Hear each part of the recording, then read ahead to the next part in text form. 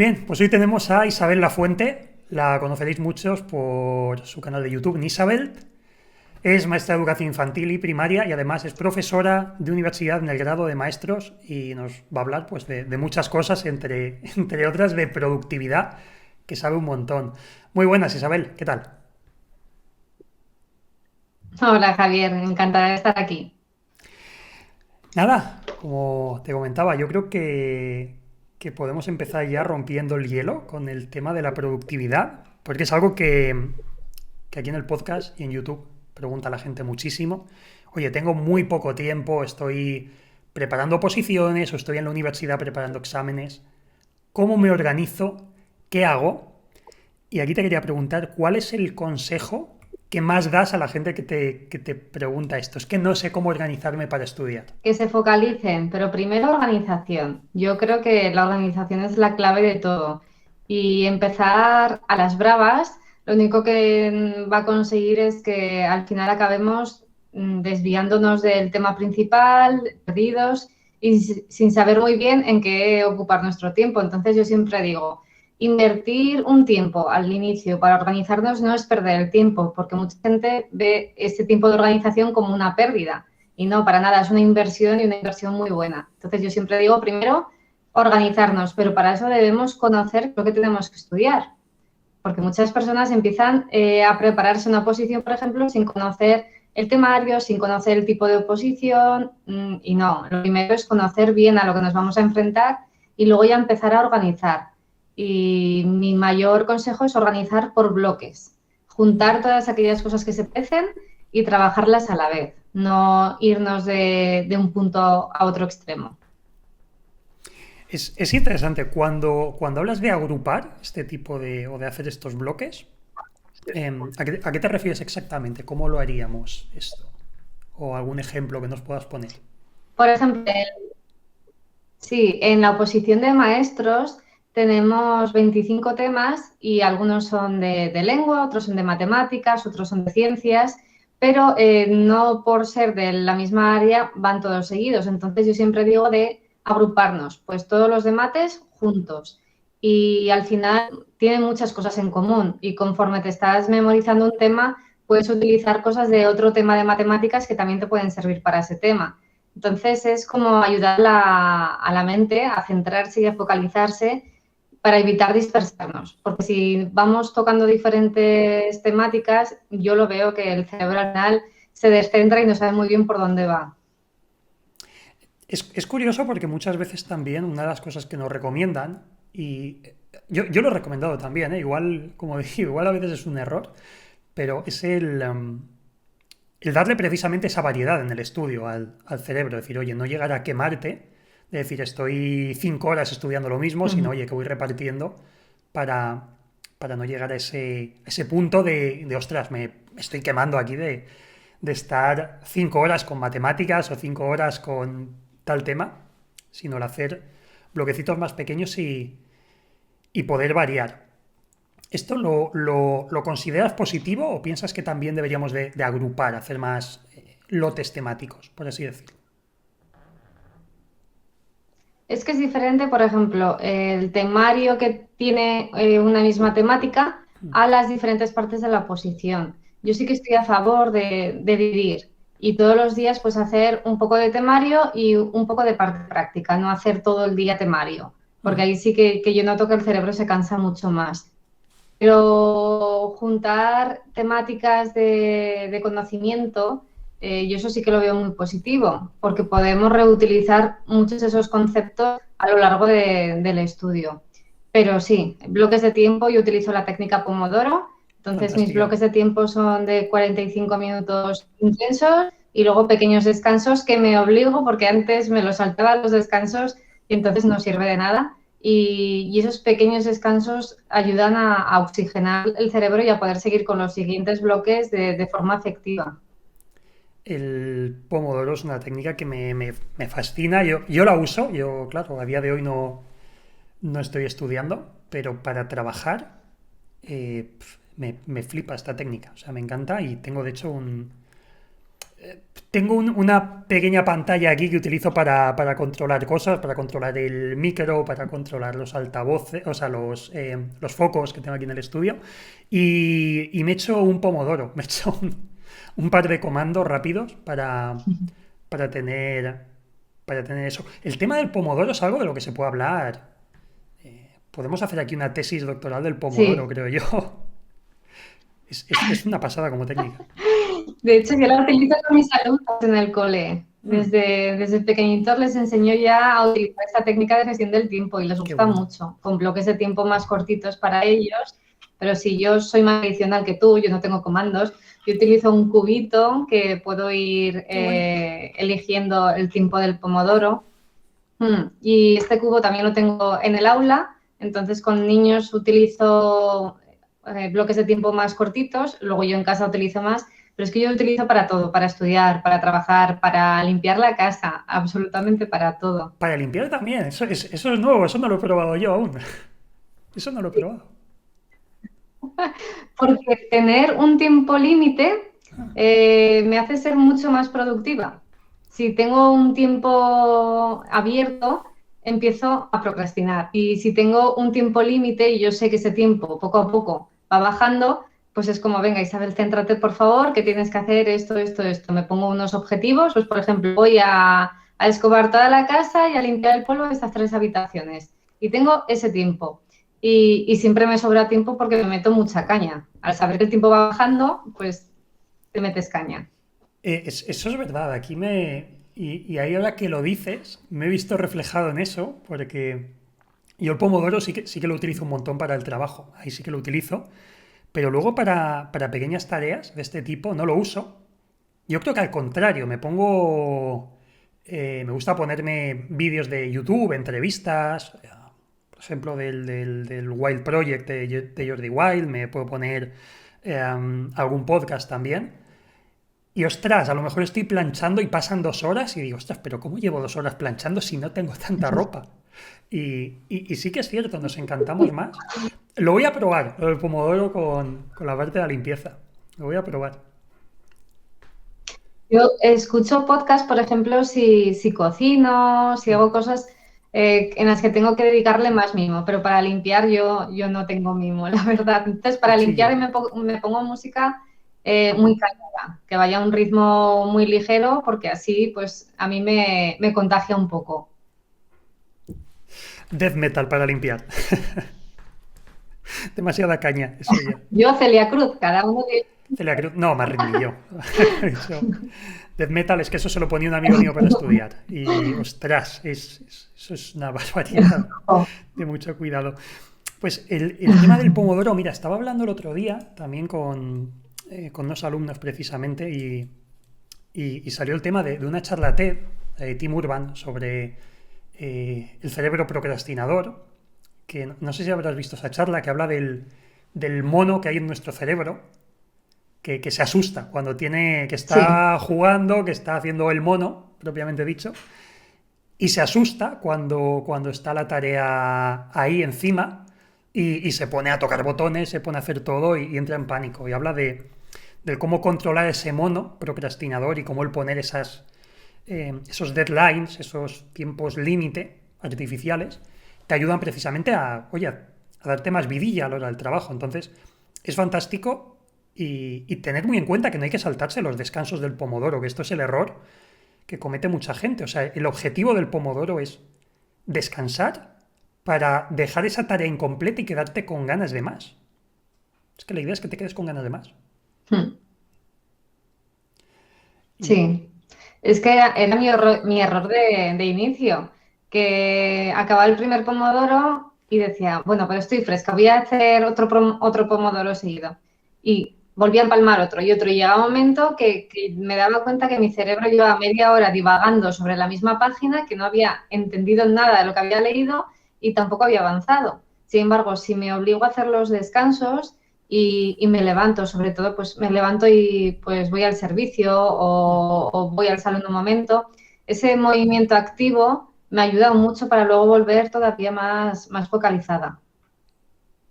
claro, esto aquí aparte yo creo que entra en juego. el tema del efecto psicológico, el efecto Zeigarnik, que lo llaman también el efecto Candy Crush, que es precisamente eso, como tengo una Ujú. tarea incompleta que no he terminado y me he puesto a hacer otra cosa, me he puesto a descansar, el cerebro sigue activo y se estimula, no recuerdo la cual, pero se estimula una región del cerebro que es la que quiere seguir, que dice, no, no, es que quiero continuar porque no he terminado, nos fastidia mucho dejar las cosas a medias. Entonces, ese vigor con el que vuelves a la tarea viene mucho de esa ansiedad que te genera. Mira, me he encontrado el otro día precisamente un error muy curioso de una alumna que lo comentaba, que no le funcionaba nada bien el pomodoro. Y me dijo, yo es que cuando... Le dije, claro, ¿tú qué haces en el descanso?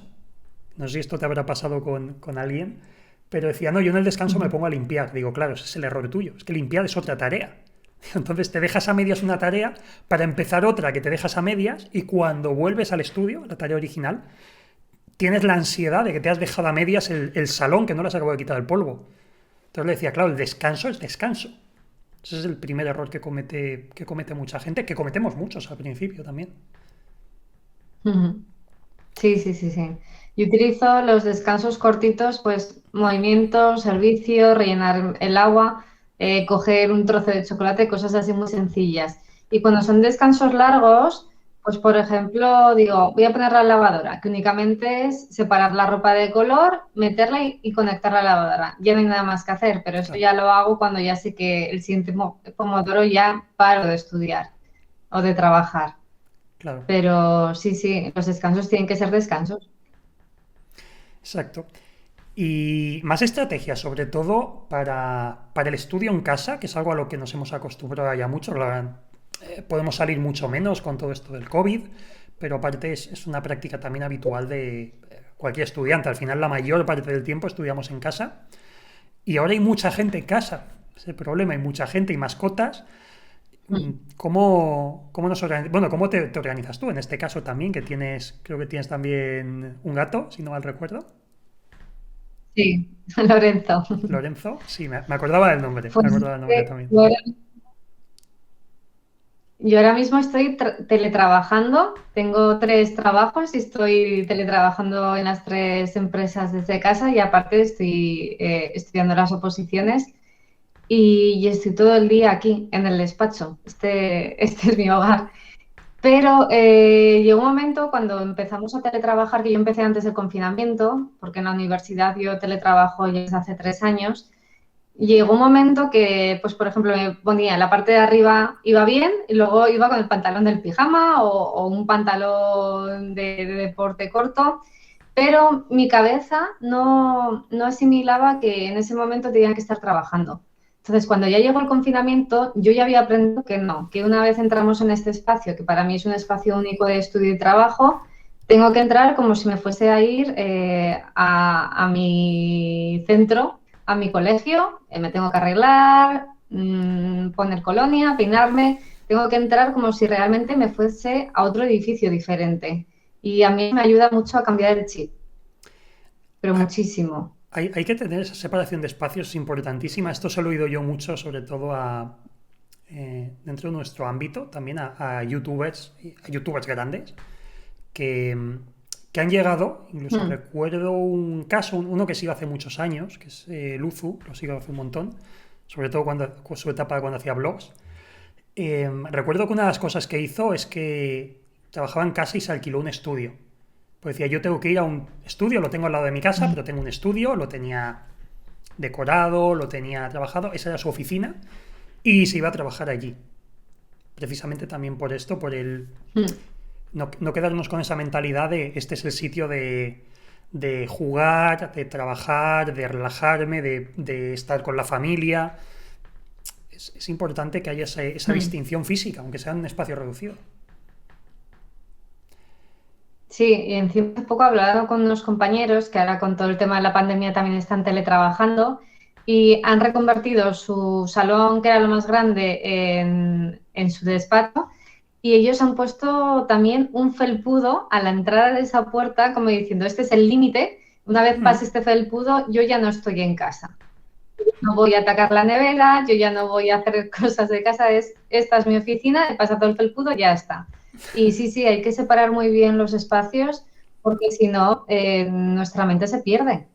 Se pierde en tengo que hacer esto, tengo que hacer lo otro, y no. Yo una vez entro aquí, desconecto totalmente. Y una vez estoy aquí, voy al salón, voy al dormitorio, voy a la cocina, no me acuerdo para nada del trabajo. Qué bueno, eso me ha gustado lo del felpudo. Fíjate, es una de las cosas que te iba a preguntar, algún consejo para en espacios reducidos cómo hacer Mm. esto. Lo del felpudo no lo había oído y me ha gustado. O sea, a partir de este punto, abres la puerta, entras en Narnia, ya es otro mundo, y ya a trabajar y cuando salgo, nada, Sí, estoy ellos en han puesto casa. un felpudo, una placa en la puerta. Sí, Qué sí, bueno, qué sí. bueno. Hay Hay gente... muchas personas que me dicen, Sí. me, dime, Javier. No, no, no, dime, dime, dime.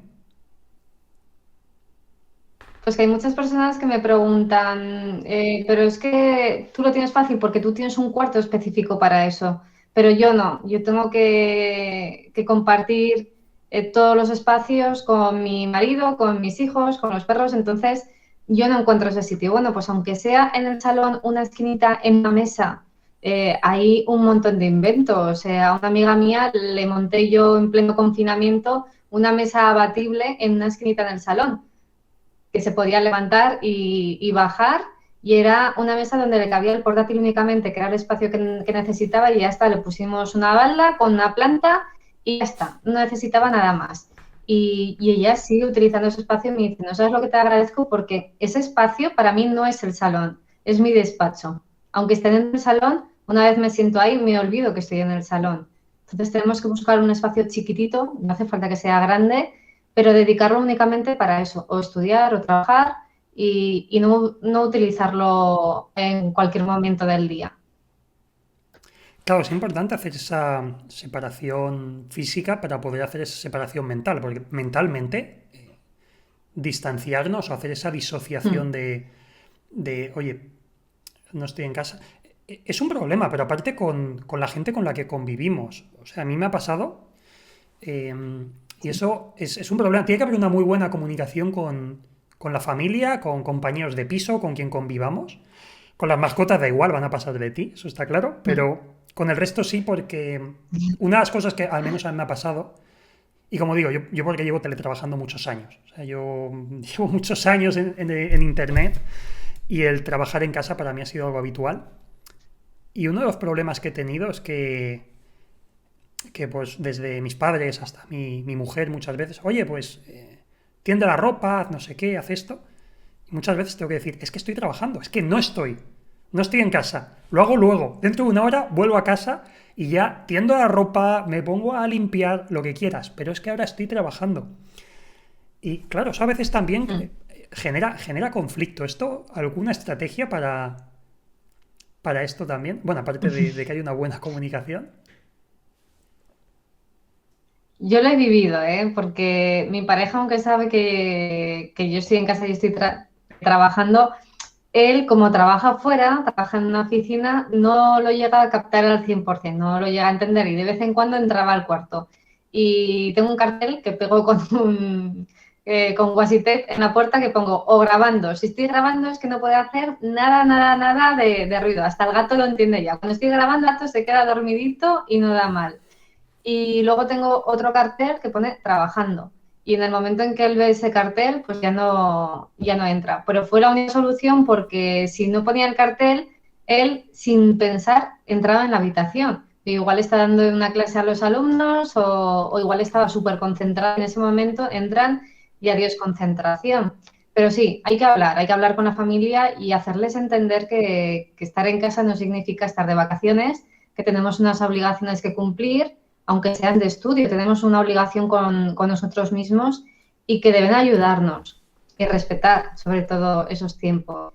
Y con comunicación la gente lo entiende, pero los carteles funcionan, te lo digo de verdad, es como una fuerza que les echa hacia atrás una vez llegan a la puerta y funcionan muy bien. Y el tema de llamadas, yo cuando doy clases tanto a los niños como en la universidad, lo que hago es pongo el móvil en modo avión porque mi madre tiene esa puntería de llamarme siempre en plena clase, que aunque lo tenga en silencio, yo veo que está luciendo la pantalla y ya me disperso. Entonces, esos ratos yo lo pongo en modo avión.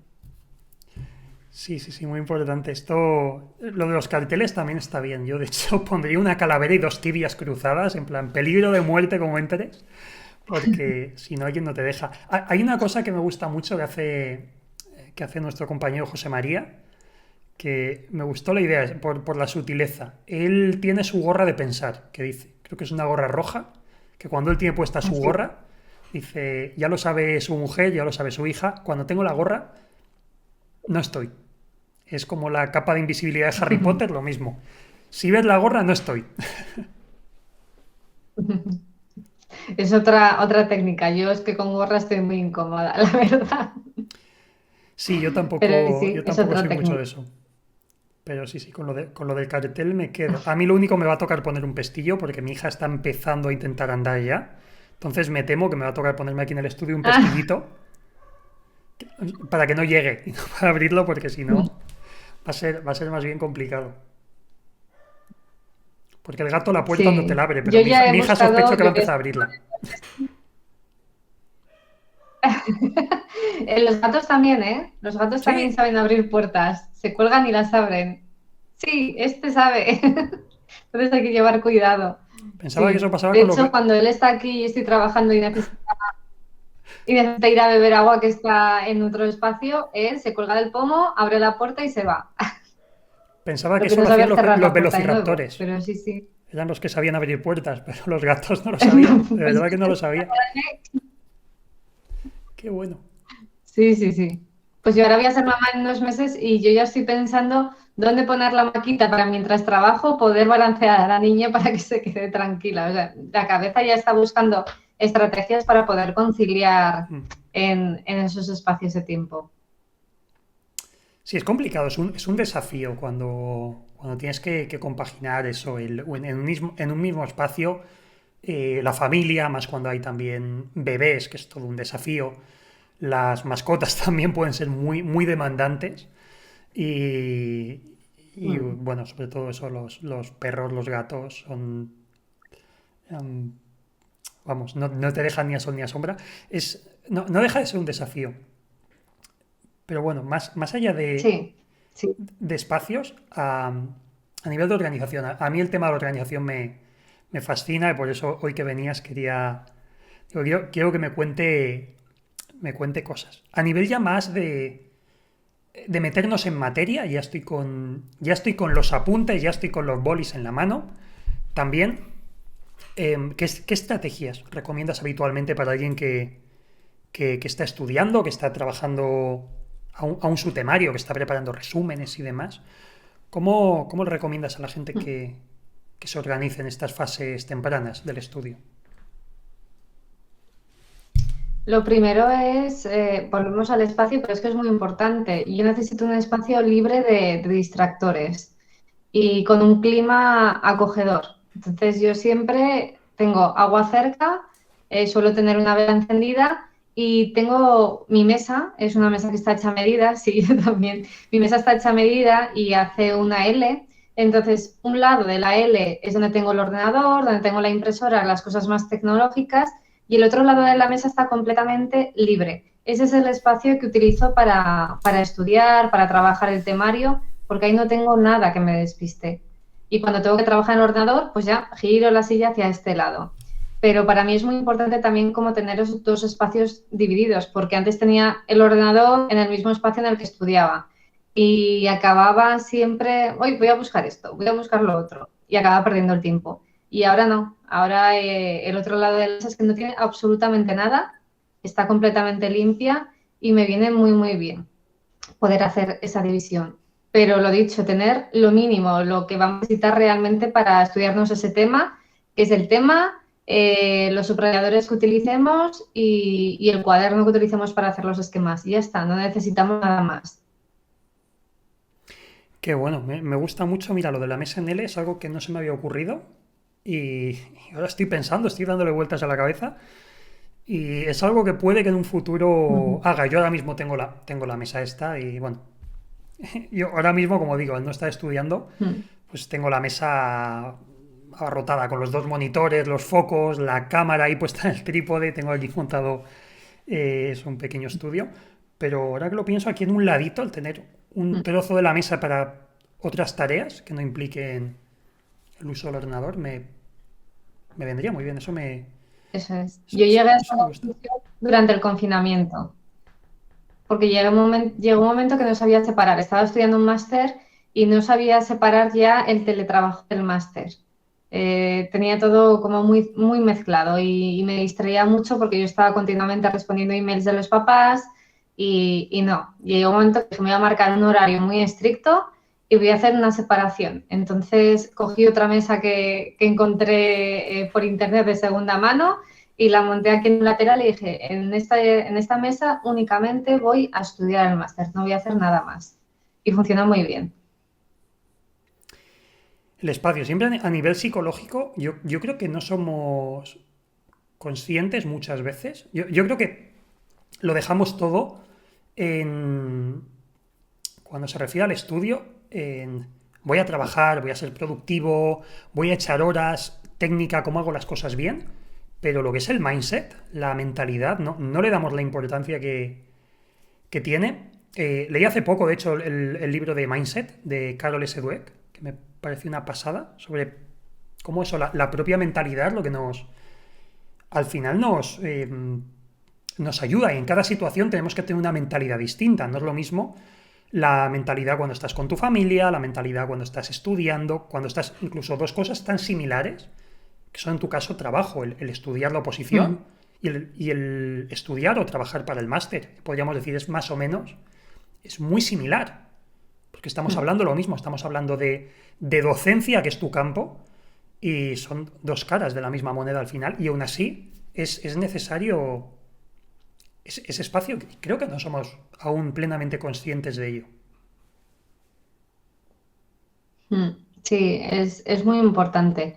Y muchas veces cuando digo, primero prepara tu espacio, organiza tus objetivos, saber cuál es tu objetivo fundamental de ese Mm. día. Tengo que estudiarme el apartado uno, 2 y 3 de este tema. Vale, pero ten claro antes de iniciar el estudio qué es lo que tienes que conseguir ese día.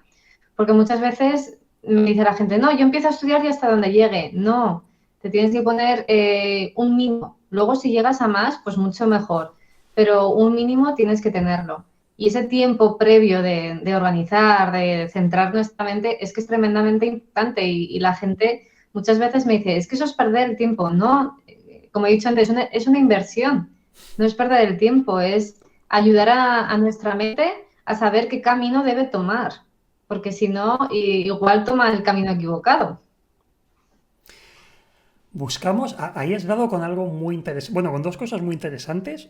Una es, para mí, la impaciencia. Yo creo que es uno de los pecados capitales. No sé si estás de acuerdo, pero yo creo que los estudiantes, uno de los pecados capitales es la impaciencia, el quiero ver resultados ya, que se puede extrapolar al mundo del fitness, del gimnasio. Yo quiero entrenar una semana y quiero estar estupendo, quiero haber adelgazado, quiero haberme puesto fuerte y no vemos esas micro tareas, ese trabajo de hormiguita de, oye, voy a ser constante, voy a invertir un tiempo en mí y voy a ver resultados. ¿Nos puede demasiado la impaciencia? Sí, sí, sí, sí, sí. Y encima muchas veces cuando me dicen, es que tú has tenido mucha suerte. No, suerte no. Es que yo soy súper cabezona y súper constante y he trabajado como una hormiguita durante mucho tiempo. Tú ahora estás viendo el resultado, pero yo llevo 4 años trabajando, por ejemplo, en este proyecto. Y lo que he conseguido a día de hoy no habría sido posible si desde hace 4 años no hubiese trabajado día a día en mis objetivos, aunque fuesen pequeñitos. Porque, por ejemplo, Nisabeth a mí me ha ofrecido mucho. El trabajo que tengo en la universidad en parte es gracias al canal. Y si no hubiese trabajado de forma constante, aún sin recibir nada a cambio durante muchísimo tiempo, que tú lo sabes bien, que te curras un vídeo, lo subes y dices, jo, y lo han visto 20 personas después de estar 8 horas trabajando en este vídeo. Bueno, pues son 20 personas a las que seguramente hayas ayudado y que con el tiempo eso te va a ofrecer una recompensa. Ya hablo a nivel personal también de decir, es que esto lo he creado yo, he sido constante. Y una oposición o cualquier tipo de estudio es lo mismo. Es paso a paso, poquito a poquito, y es como el iceberg, que la gente ve, se ha sacado de plaza, ha tenido suerte, y todo lo que hay debajo del agua, eso no se ve. Las horas de esfuerzo, los planes rotos de decir que no porque tengo que estudiar, el tiempo que no tienes a la familia cerca porque te tienes que centrar en tus objetivos de estudio. Pero yo creo que es la sociedad la que nos está acostumbrando a la inmediatez y eso es un error. Y yo en el cole eso trabajo mucho con los niños, que los resultados no se obtienen ya, se obtienen después de muchos días de esfuerzo y cuando la base ya está asentada.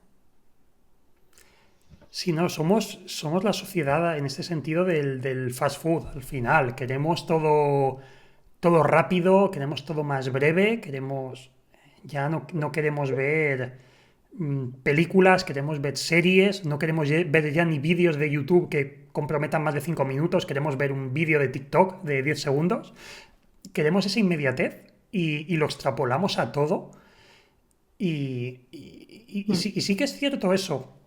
Sí que es cierto que el buscar esa rapidez es una falsa ilusión. De hecho, yo no conozco a nadie, y aquí esto para quien también, para los emprendedores y emprendedoras, yo no conozco a nadie en todos estos años, y llevo creo que más de 10 años ya, creo que llevo desde 2008, 2009 dedicándome a Internet.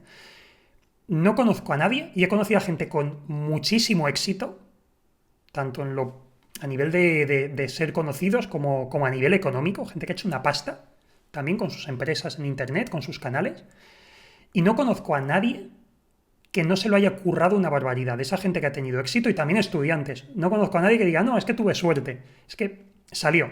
Está claro que siempre hay un factor suerte, pero yo digo que la suerte la tienes cuando pruebas 100 veces con algo, en una coincide, aparte oye, que se alinean un poco los astros. Pero, ostras, tienes que haber probado 99 veces más.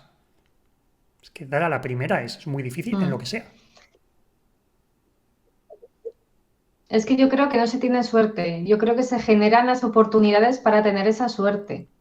Y claro, si tú no intentas, si tú no arriesgas, no generas esas oportunidades.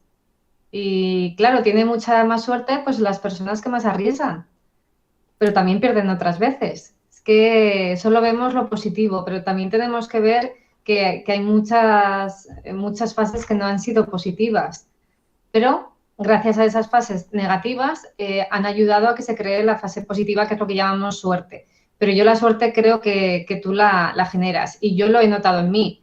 Yo hasta hace 4 años y medio más o menos, yo era una persona súper miedosa, que no arriesgaba, que no salía de mi zona de confort, que era muy calculadora. Hace 5 años decidí dar un cambio por completo a eso y empezar a arriesgarme y empezar a probarme a mí misma porque no me había probado, no me conocía realmente y desde ese momento pues empecé a tener más suerte en algunos ámbitos. Pero no era suerte, era esfuerzo, era constancia, era probar y lanzarme. Y te lo pasas mucho mejor cuando haces cosas al final. Te lo pasas mejor. O sea, vencer ese miedo, a empezar, el miedo a la página en blanco, ostras, tengo aquí un desafío. Y claro que es mucho más cómodo no hacer nada y decir, oye, pues me quedo en casa, tengo un ratito libre, me voy a poner a ver Netflix o me voy a ir a dar un paseo, que está genial, pero la cosa es decir, oye, voy a hacer yo algo, voy a probar a ver qué pasa, y oye, si la cago, la cagué, no pasa nada. O sea, el problema es que pensamos que tiene que salir todo a la primera, y esto es algo, tú que trabajas con niños, te habrás dado cuenta, sobre todo, que los niños no tienen esa versión si hacen algo mal es, oye, no pasa nada, lo he intentado, intentan 20.000 cosas distintas y no tienen miedo, pero nosotros tenemos demasiado miedo a parecer poco inteligentes. Tú hace poquito a Steve Kaufman, que es un políglota canadiense, según él habla bien 15 idiomas, bien habla 15, habla alguno más. Y decía que uno de los mayores problemas de los adultos para aprender idiomas es que no querían parecer poco inteligentes. Dice, obviamente, cuando tú aprendes un idioma, empiezas a hablar como un niño, palabras sueltas y demás. No puedes expresar todo lo que llevas dentro. Entonces, te expresas como si fueses menos inteligente de lo que eres, de ser la primera barrera. Entonces, la gente que no quiere por ego parecer menos inteligente, no intenta, evita hacer cosas nuevas. Y si evitas hacer cosas nuevas, ah, no te va a pasar nada nuevo, nada emocionante. Exactamente. Ujú. Por eso hay que crear y generar estas oportunidades. Y yo tengo personas de mi entorno, tengo amigas que yo me enfado mucho cuando me dicen, es que tú tienes suerte que tienes trabajo, yo es que no tengo trabajo. Es que si estás esperando que el trabajo venga a tu sofá, no va a llegar, siento decírtelo. Estamos en una era en la que es muy fácil poder emprender desde nuestro sofá, que no necesitamos grandes inversiones, ¿no? Podemos emprender con un portátil y ya está. Y yo siempre les animo, yo es que soy muy emprendedora, pero yo siempre les animo a que empiecen a crear proyectos que igual en el día de hoy no les ofrecen nada, pero llegará un día en el futuro que les dará muchísimo. Entonces, que hay que arriesgarse, hay que moverse, hay que salir de la zona de confort y nos tenemos que poner a prueba, que no nos ponemos a prueba y muchas veces no somos realmente conscientes de lo que somos capaces de hacer. Claro, y aquí volvemos al tema de la mentalidad también y de los objetivos. Esto, mira, algo que comentabas antes sobre cómo que había que plantearse objetivos diarios, ¿vale? Por volver al tema, porque me había quedado ahí con la cosa y quería que lo explorásemos más. Según tú, entonces, ¿cómo te planteas tú? ¿Cómo se plantea eso? Isabel, un día normal, ¿cómo se plantea esos objetivos de estudio, de trabajo?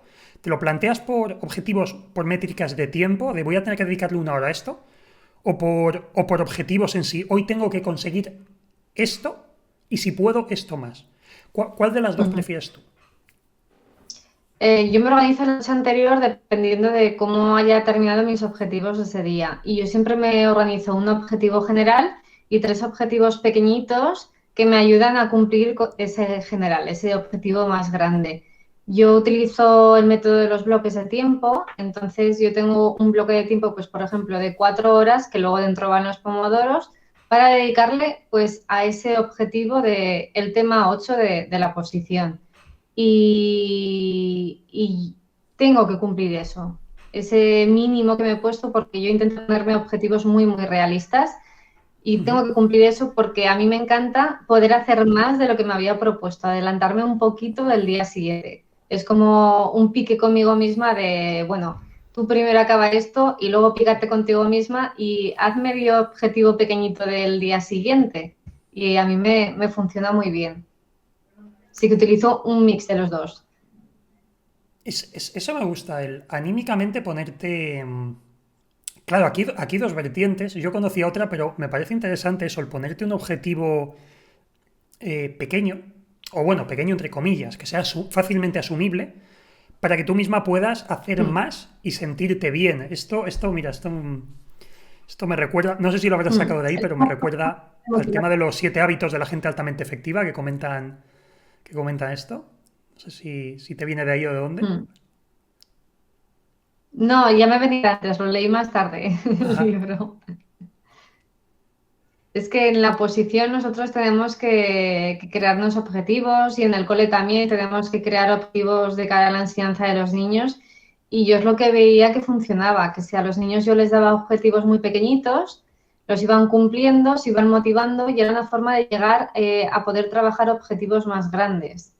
Si les ponía un objetivo grande desde el inicio y no lo conseguían, se frustraban. Claro. Entonces conseguía completamente lo contrario.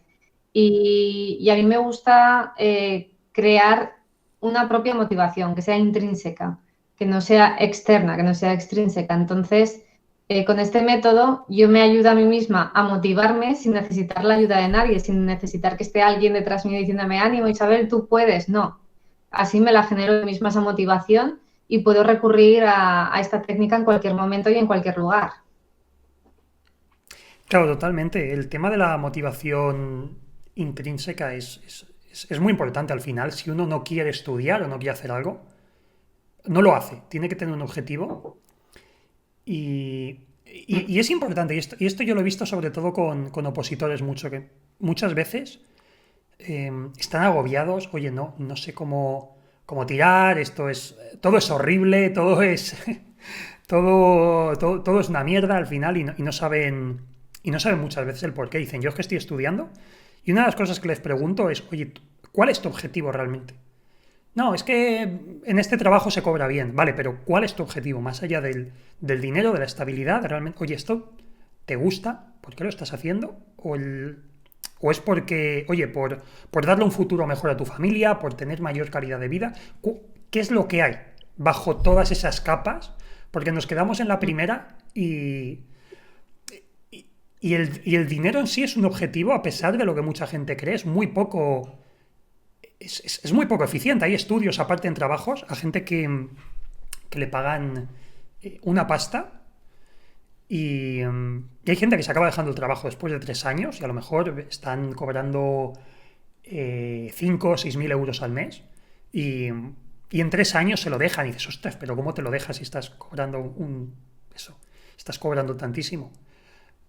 El dinero motiva muy poco y yo creo que no nos acostumbramos a buscar esa motivación. ¿Tú cómo buscas o cómo, no sé si has hecho este proceso de introspección alguna vez oye, ¿por qué Mm. quiero esto? ¿Qué Mm. buscas tú? Yo yo utilizo una herramienta que se llama el mapa de las razones, que es un mapa mental, donde escribí hace varios años ya las razones por las que quería conseguir esta oposición. Y en esos momentos de debilidad en los que pierdo el foco, pierdo la razón por la que comencé, vuelvo a él. Y vuelvo a leer aquellas razones que me animaron a tomar la decisión de empezar con la oposición. Porque sí, todos tenemos esos momentos de caídos de decir, no puedo más, no sé qué hago aquí, no merece la pena invertir tanto tiempo, ¿para qué? Para nada. Pero empezamos todos por una razón y muy pocas veces es una razón económica, pero muy, muy pocas veces. Porque yo confío en que la gente cuando se mete en una oposición es porque es algo vocacional en la mayor parte de las personas. Hay otras personas que no, pues necesitan una estabilidad económica y laboral.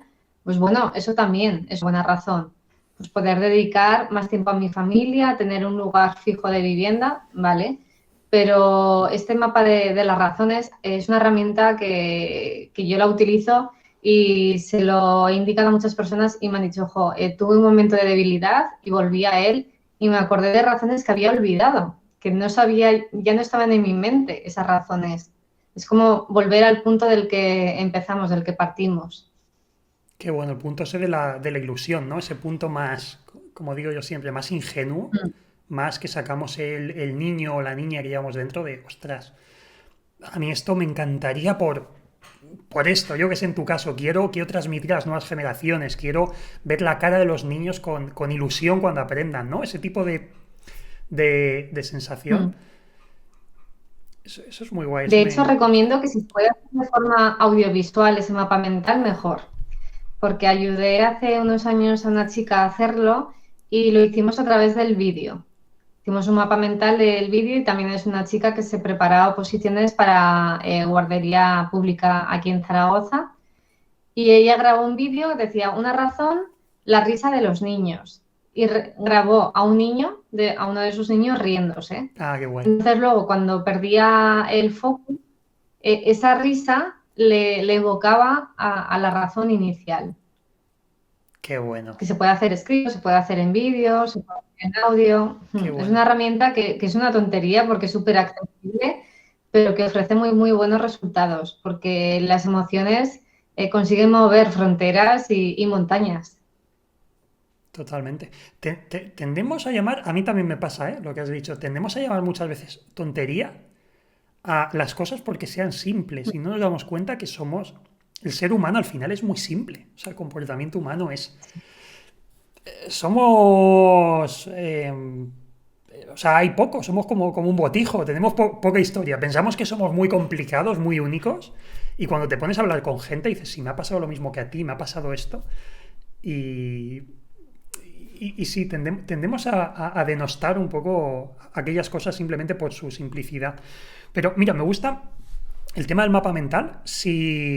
A ver si podemos profundizar un poco más. A nivel práctico, alguien que quiera hacer este mapa mental, ¿cómo lo haría? Porque yo tampoco lo he hecho nunca y me interesa un montón. O sea, partirías en el mapa mental, claro, partes de una idea central que va ramificando. Entonces, ¿Cómo Sí. serían estas ramificaciones o estos niveles? ¿Cómo lo planteas tú? El mapa mental tiene un punto central, que es donde ponemos la clave, y luego van saliendo como rayos del sol, en el sentido de las agujas del reloj, donde vamos sacando los pequeños puntos que nos van a llegar a conseguir ese objetivo que es el central. Y tienen que ser muy concretos, muy concisos. No vale escribir un párrafo, no. Tienen que ser palabras, dibujos, cosas muy sencillas, pero que sea como el carácter de lo que realmente estamos buscando. Y cuesta, ¿eh? Yo me hago mapas mentales para todo en mi vida, hasta para organizar la casa, para hacer la compra. Yo voy al supermercado y tengo un mapa mental de lo que tengo que comprar en cada sección. Pero al principio cuesta porque no sabemos individualizar lo que queremos, no sabemos especificar bien, no sabemos ser concisos, no sabemos priorizar, pero conforme vas probando, vas viendo muy claras las prioridades, que eso es lo que tenemos que sacar de cada rayo del sol, esas prioridades. Y entonces así evitamos centrarnos en cosas que no nos van a llevar a nada, que no nos van a ayudar a conseguir ese objetivo central y que lo único que van a ofrecernos es perder el tiempo. Totalmente. Sí, sí, me parece muy interesante. Aparte, el hacerse, bueno, seguir ese principio de divide y vencerás, de oye, voy a descomponerlo en tareas más sencillas, más accionables, porque a veces tendemos a poner objetivos muy abstractos. Al final es, quiero conseguir esto, quiero hacer tal, ¿por qué? Porque quiero realizarme, ¿vale? ¿Y qué realizarte para ti? Esto a veces es como la trampa de tú qué quieres, quiero ser feliz. Vale, perfecto. O sea, a mí cada vez que me dicen esto, al principio, ostras, qué guay, pero ahora eso es nada. O sea, me estás diciendo nada. O sea, ¿quién en su sano juicio no quiere estar bien? O sea, ¿cómo accionas eso? ¿Ser feliz para ti qué es? O sea, para ti ser feliz a lo mejor puede ser ir cada mañana a trabajar, porque te gusta tu trabajo. Para otro puede ser, yo qué sé, montarse un huerto y ponerse y irse al campo a vivir y a estar en armonía con la naturaleza. Al final es, no sé, cada uno tiene su propia idea de la felicidad y de los objetivos. Entonces, yo creo que eso también es un problema, el hacerlo así. Sí, Y sí. Yo siempre recurro a las preguntas. hmm,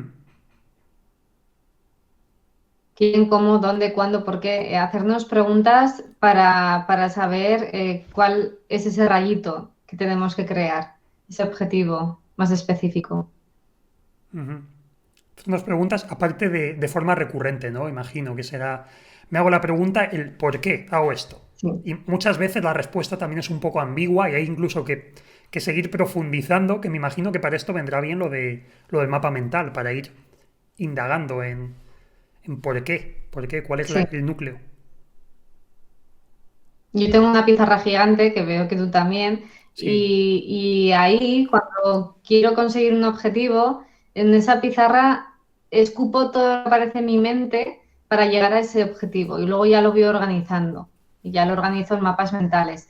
Pero al principio escupo todo ahí. Lo vacío de mi mente, lo saco todo ahí sin orden, sin sentido y poco a poco se van ordenando las ideas. sí, a veces el ponerlas por escrito ayudan mucho. Yo lo digo, el ponerlas por escrito y luego incluso consultarlo con la almohada, parece que al día siguiente se va. Oye, es algo caótico al principio.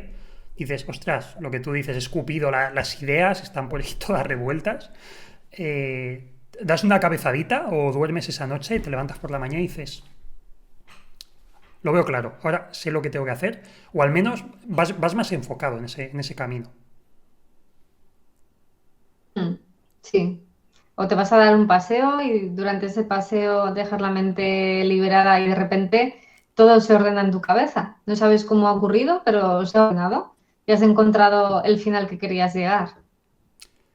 Totalmente, de esto hablamos largo, largo y tendido en la última entrevista con Almudena de Domina la Medicina. Estuvimos hablando de Ujú. esto y cómo los paseos tienen ese efecto, cómo las grandes ideas o ocurren, o esos momentos eureka, ocurren dentro del agua o ocurren durante paseos, que es lo que hacía Steve Jobs, que todas sus reuniones las hacía paseando. Y de ahí Mm. salen las ideas, en movimiento se crean las ideas. Mm. Yo también soy muy creativa por las noches. Muchas noches a las 3 de la mañana de repente me despierto y tengo que venir corriendo a la pizarra para escribir ideas que me han venido en mitad de un sueño y me ocurre muchísimo. De hecho, Isabel se creó a través de un sueño. La línea de papelería también. Estaba durmiendo un día, me desperté sobresaltada, que mi pareja, el pobre, que había dado un infarto. Fui corriendo en ese momento a la mini pizarrita que tenía y ahí empezó a surgir todo. Yo por las noches es como que mi cerebro ya conectar las ideas, porque durante el día no le dejo mucha paz, la verdad, pero durante la noche yo descanso muy bien y ahí es cuando empiezo a conectar todo y de repente, ¡pum!, me aparecen. Sí, esto es un tema muy interesante. Esto es un tema que me gustaría tratar en otro programa del podcast precisamente, porque me ha pasado a mí, conozco a mucha gente como que le pasa lo que estás comentando tú. A mí me ha pasado mil veces. De hecho, tuve una época en la que estuve investigando sobre algo que me fascinaba, que era el tema de los sueños lúcidos, ¿vale? Más allá de la gente que... O sea, hablamos desde el punto de vista eh, más empírico. O sea, quitando toda la parte sobrenatural, Mm. simplemente el tener, que esto es algo que hacía... no me sale ahora el nombre, por Dios. ¿Cómo se llamaba el hombre este? Thomas Edison. No me salía el nombre. Edison, no sé si es una leyenda urbana o no, pero dicen que dormía con unos rodamientos de metal en la mano y tenía como una palangana metálica en el suelo. Y entonces él se ponía en su mecedora o en su silla y claro, en el momento que se quedaba dormido, los rodamientos caían y hacían un ruido de 3 pares de narices y se despertaba y anotaba lo que se le hubiese ocurrido. Porque en ese momento de ensoñación es cuando se conectan las ideas. Y yo empecé a acostumbrarme, y esto creo que no lo he contado aquí nunca, pero hubo una época que empecé a acostumbrarme a hacer siestas cortas. Después de comer, me hacía una siesta de 15 minutos y me ponía el despertador para en 15 minutos tener que despertarme. Y en esos momentos que estás, que justo te ha dado tiempo a dormir un poco, incluso que has soñado algo y justo te despiertas, me acababa programando como para que a los 15 minutos, ya sin despertador, tenía que medio empezar a despertarme. Y ostras, me salieron muy buenas ideas. De hecho, yo escribí una novela hace unos años de ficción y parte de las ideas, o sea, tanto el eje central de la novela como algunos personajes surgieron en sueños, en momentos que el cerebro está descansando, empieza a conectar ideas y dices, pero ¿cómo has llegado a esto? Hay que dejarle jugar al cerebro también. Sí.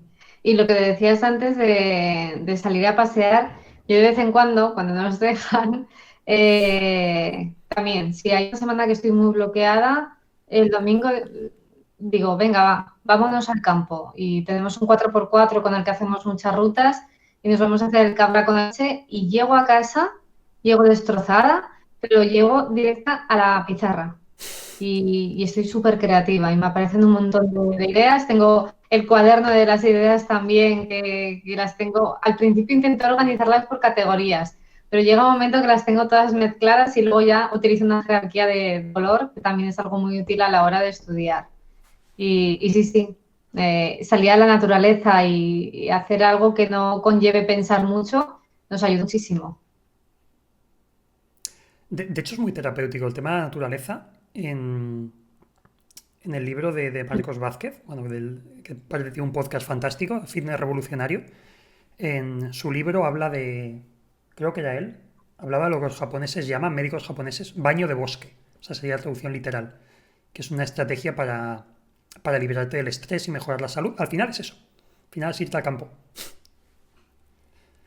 Sí, sí, sí. Es muy terapéutico. Por eso que ahora con el tema del confinamiento yo lo tengo más difícil porque aquí cuando nos confinan no tenemos mucha naturaleza cerca, pero cuando nos dejan libres es lo primero que hacemos. Irnos a la naturaleza y desintoxicarnos.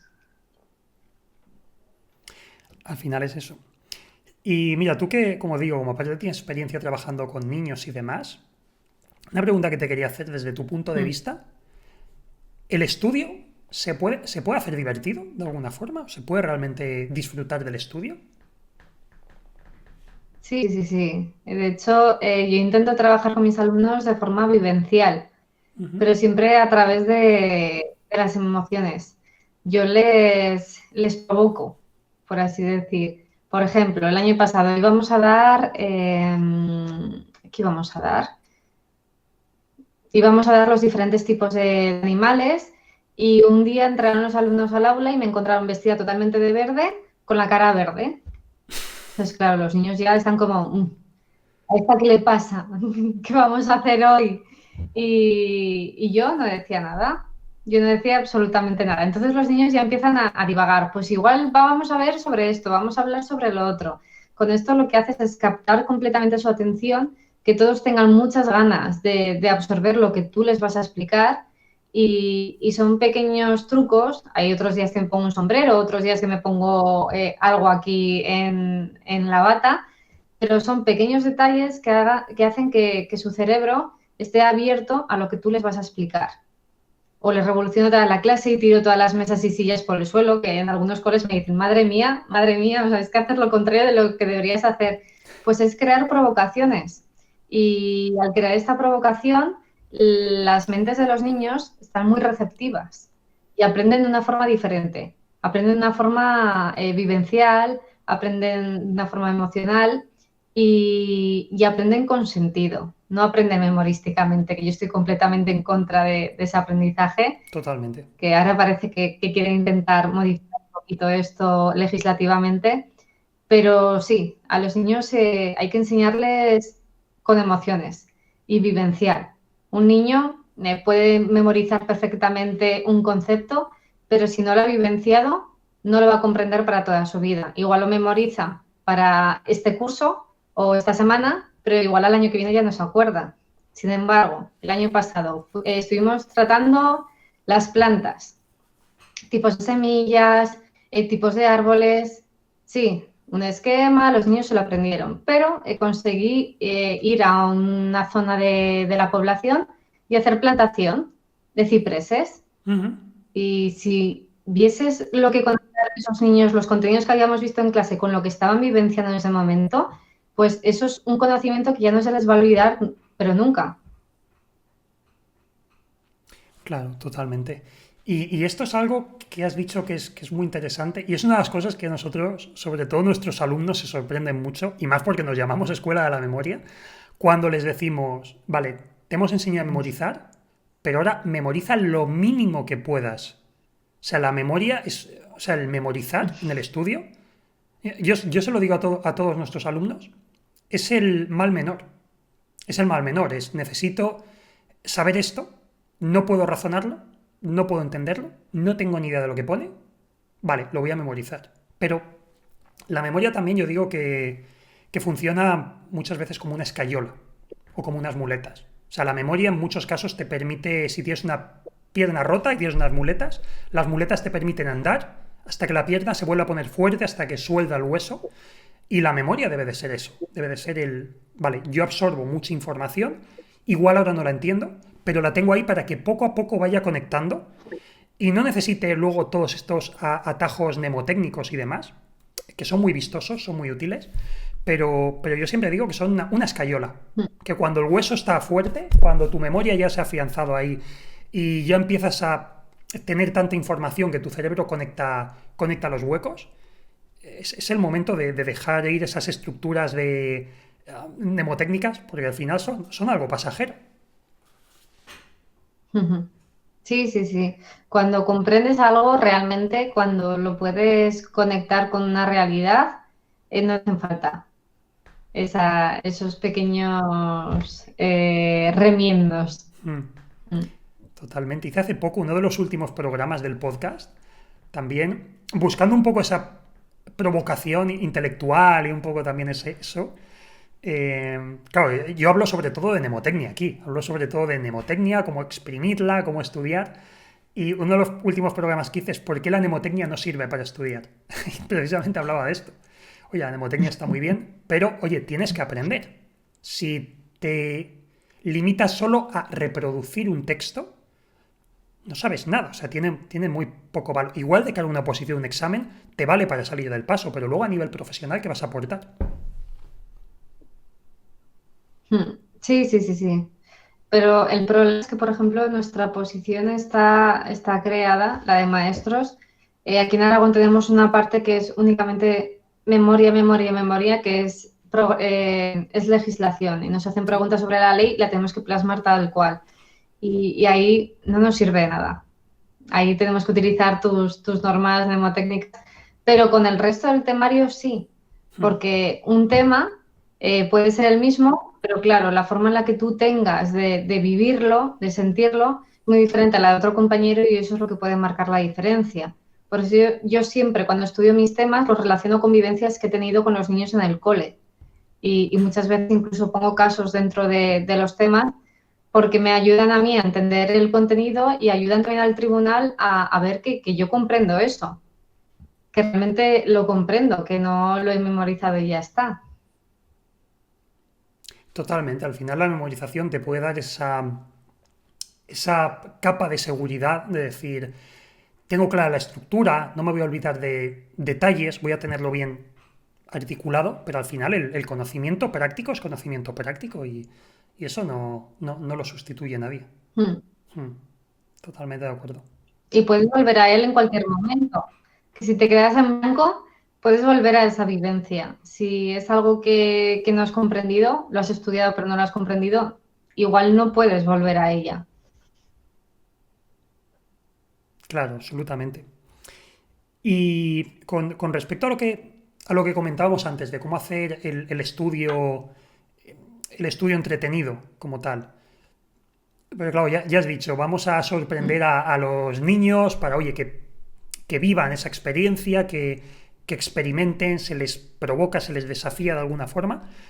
Pero en tu caso, para ti, cuando estudias tú, ¿aplicas esto de alguna forma? ¿Tienes alguna forma de decir, oye, cómo me voy a desafiar a mí misma para trabajar mi temario? ¿Eso te lo has planteado alguna vez? Soy muy aburrida conmigo misma. Para los niños soy muy divertida, pero para mí Mm, soy muy aburrida. Yo sí que utilizo una jerarquía de colores ujú, y me gusta utilizar materiales que me van. El tema de la papelería a mí me pierde mm, y esa es un poco como mi forma divertida de poder estudiar, utilizar elementos que me alegren a la vista y que me alegren al utilizarlos. Pero el tema de la jerarquía de colores a mí me ayuda muchísimo, me ayuda mucho a estar atenta, a saber reconocer conceptos de forma rápida y me alegra el estudio. Yo prefiero eso que no un folio todo subrayado de amarillo. Pues si tengo un folio con diferentes colores, si yo tengo asimilado que cada color corresponde, pues este color a ley, este color a autor, pues a mí me viene muy bien a la hora de estudiar. Y suelo estudiar, que aquí hay pros y contras, con música. ujú. A mí me gusta también, sí, Entonces, es mi forma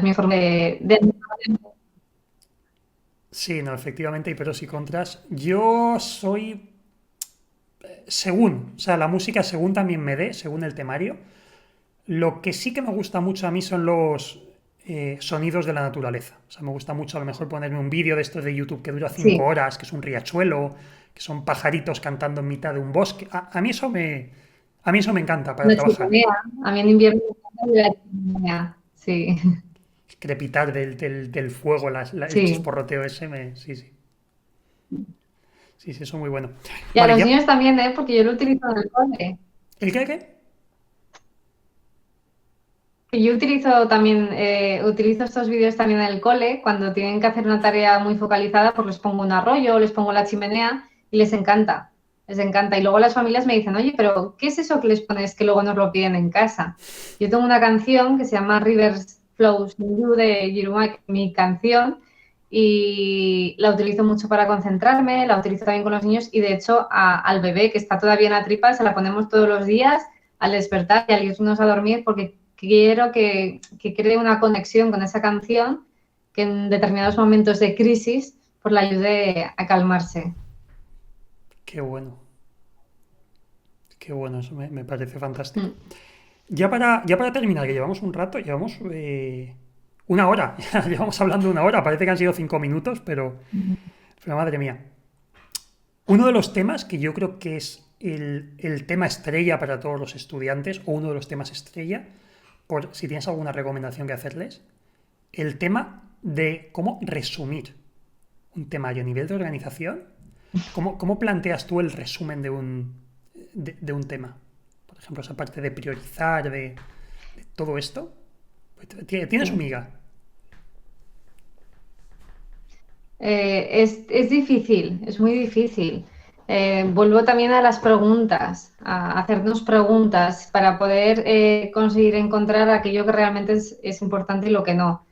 Pero en esta jerarquía de colores que yo utilizo, pues tengo un color para las ideas clave y otro para las ideas secundarias y otro para los ejemplos. Entonces, gracias ya, cuando ya subrayo, directamente con los colores yo ya veo lo que es importante y lo que es paja, lo que me sobra, lo que yo podría transformar en una idea mucho más breve. Y a mí me funciona, a la hora de resumir me funciona mucho.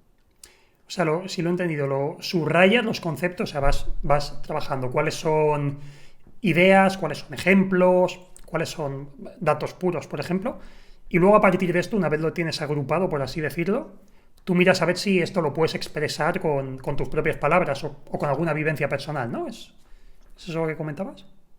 Sí, Ajá. hacerlo más breve incluso, sí, sí, sí. Y siempre se puede, ¿eh? Hmm. Siempre hay una forma de hacerlo más reducido. Yo siempre digo que el resumen tenemos un miedo, y también con los mapas mentales. Ah, es que no me cabe todo. Es que el resumen no te quita, el mapa mental ni el resumen no te quita nada, el temario lo sigues teniendo ahí. O sea, parece que estamos, que es como si estás podando un árbol o una planta, que dices, es que si la podo mucho me quedo sin la planta. Aquí te da igual, ya tienes una copia, tienes el original. Yo con el temario de la oposición, pues tengo el tema que son X páginas y luego ya me empiezo a hacer resúmenes de los resúmenes. Luego tengo un resumen un poquito menos extenso, que son pues un 60% de páginas anteriores. Ujú. Luego me hago ya un resumen en doble folio. Luego me hago un resumen en una carilla de folio y luego acabo con una flashcards donde tengo ahí las ideas clave, clave, clave. Y Eso a me la hora gusta. de repasar, yo utilizo solo las flashcards. Bueno, o el cuaderno tengo un cuaderno que me hago como pequeños esquemas con lo clave, clave, clave, que a la hora de repasar tengo las palabras que necesito ir diciendo sí o sí. Pero el resto del contenido, pues yo lo voy diciendo de forma oral. Qué bueno, entonces imagino que harás eso. Nosotros también lo hacemos, ¿eh? Es una de las cosas que recomendamos, el hacer estos repasos por capas que decimos. Entonces tú empiezas de lo más sintético, lo más pequeñito, un mapa mental mismo, repasas ahí y si tienes alguna duda de eso en concreto, vas subiendo al siguiente nivel, a ese resumen que tenías en dos caras o el que tienes ya un poquito más extenso, ¿no? ¿Lo planteas igual? Exactamente. Mm. Sí, sí, sí, sí, lo hago igual. Qué bueno, pues nada más. Bueno, no sé si nos quieres recomendar, que sé que también te gusta leer mucho y siempre veo que recomiendas libros interesantes. ¿Algún libro que te haya gustado especialmente sobre, o algún canal de YouTube, alguna cosa que digas, ostras, esto es súper chulo, le puede venir muy bien a la gente? Eh, Hay un libro que se llama Focus. El autor, te lo digo que lo tengo aquí. Si no lo buscamos y lo Este ponemos libro de luego. aquí, Hiperfocus. Este libro a mí me encantó. Me ayudó mucho a saber cómo me debía focalizar, cómo debía liberar mi mente para centrarme únicamente en lo necesario. Y se llama Hiperfocus de Chris Bailey y la verdad es que yo lo recomiendo muchísimo, pero mucho, mucho, mucho. Me lo voy a apuntar A mí porque no lo me conocía. ayudó. Y canales de YouTube, pues es que veo tantos y podcast también escucho tantos. El tuyo, por ejemplo, el tuyo, yo me acuerdo que en su momento para mí fue como un abrir de mundo, de ver que se podían hacer muchas cosas organizándonos bien y me ayudó una barbaridad. Es que hace muchos años que te sigo, Javier, pero mucho. Sí, sí, sí. No, la verdad es que sí, nos conocemos hace mucho. Éramos muy pipiolos. Mira, te cuento una anécdota graciosa ya para terminar. Bueno, yo tengo familia en Madrid, ¿vale? Y una prima mía, psicóloga, prima, le mando un beso desde aquí. Am, Tuve que ir eso, a dar una charla cuando fui a dar la charla TED que di allí en Madrid y quedé a comer con mi prima para que me puse al día porque también ha tenido un niño pequeño, bueno, obviamente ha tenido un niño pequeño, valga la redundancia, y quedamos a hablar y no sé cómo salió que es súper fan de tu canal. Y dije, sigue una chica, guau, que me encanta, tal, que el canal se llama Isabel, te lo recomiendo, tal, digo, me suena, me suena. Y le comenté, digo, sí, sí, digo, nos conocemos, tal, y era muy fan de tu canal. O sea, al final todo es... Cuando uno hace las cosas Es bien, que esto cuando, luego se... Es mm, cíclico. Ah, cuando comenté con todo esto, no me podía imaginar que podría ayudar a una persona. Ya no te digo a miles de personas, no, a una. En mi cabeza no entraba que yo pudiese ayudar con lo que yo hacía a alguien. Entonces, luego te encuentras a personas que te saludan por la calle y te cuentan lo que tu canal les ha ofrecido, pues gracias a ti he vuelto a retomar los estudios. qué bueno. Que a mí una vez me dijo eso una mujer y a mí se me saltaron las lágrimas. Había dejado los estudios completamente para dedicarse a su marido, a sus hijos, y encontró un día un vídeo mío, empezó a ver más vídeos y dijo, ¿pero por qué lo dejé? Si era mi objetivo. Y lo retomó y lo acabó. O sea que no somos conscientes de todo lo que ayuda a nuestro contenido. Qué pasada. No, no, eso al final muchas veces es eso. No ponemos las cosas en perspectiva, lo que decíamos, nos quedamos con lo malo, con los traspiés, en el estudio, en todo, en el trabajo. Y tenemos que aprender a ver, y lo extrapolo al estudio, tenemos que aprender a ver también más allá de...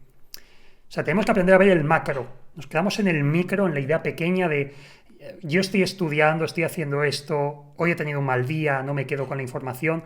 Y al final tenemos que ponerlo en perspectiva de, vale, estoy aquí, pero ostras, siguiendo estos pequeños hábitos, simplemente focalizándome, como dices tú, en esto, ostras, el macro al que puedo llegar, no somos ni Mm. conscientes, o sea, no somos capaces de planificar lo que puede pasar.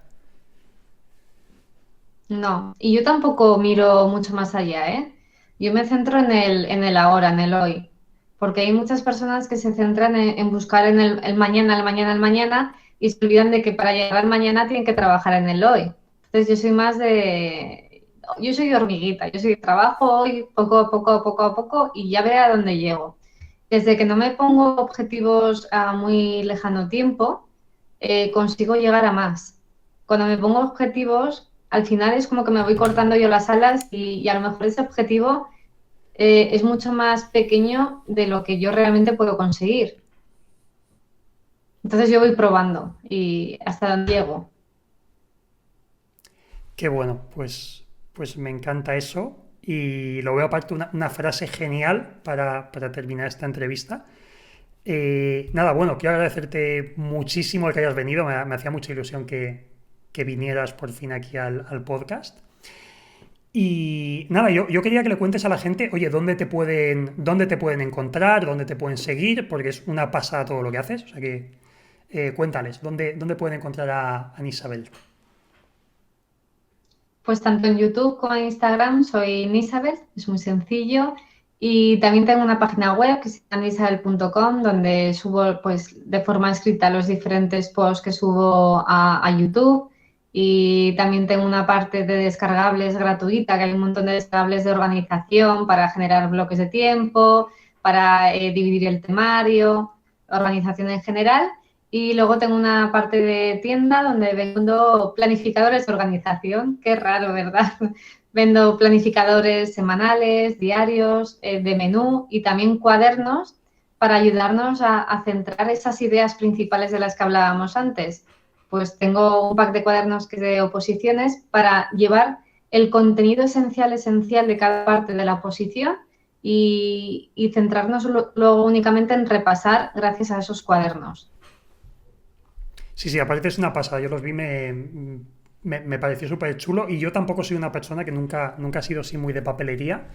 Y lo vi y dije, ostras, qué guay esto. O sea, una pasada. La tenéis que seguir. Sí. Tenéis que seguir porque el canal de YouTube aporta muchísimo valor en la web. Vais a encontrar también muchísima información. Así que nada, ya sabéis que tenéis que ir ahí, suscribiros a su canal y seguirla porque vais a aprender muchísimo. Pues nada, Millones de Isabel. gracias, Javier, por haberme dado esta oportunidad. Sí, no, disculpa, que hay un Yo estoy poco, bueno, súper cómoda siempre que hay un hago poquito cosas de contigo. desfase en la videollamada y a veces nos pisamos. Continúa, continúa. Sí,